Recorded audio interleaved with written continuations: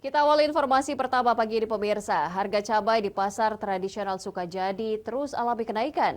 Tidak hanya kaum ibu rumah tangga, kenaikan harga ini juga dikeluhkan sejumlah pedagang yang tidak berani menyetok barang karena daya beli dari masyarakat berkurang. Di pasar tradisional Sukajadi, Kecamatan Talang, Kelapa, Banjuasin, salah satu bahan pokok untuk bumbu dapur yakni cabai, secara perlahan harga terus merangkak naik. Kondisi ini cukup membuat keluhan masyarakat, terutama kaum ibu rumah tangga dan penyuka rasa pedas. Bumbu yang menjadi bagian utama di dapur menjadi mahal. Harga cabai rawit pada kisaran Rp80.000. Harga cabai keriting kecil mencapai Rp90.000. Cabai merah besar di harga Rp70.000 per kilogram. Sedangkan harga cabai rawit domba dari harga Rp95.000 menjadi Rp100.000 per kilogramnya.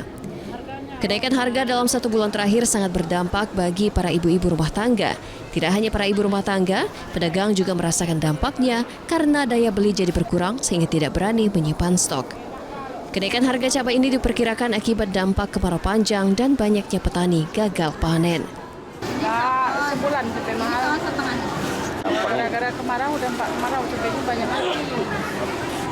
Ya, salah juga kami.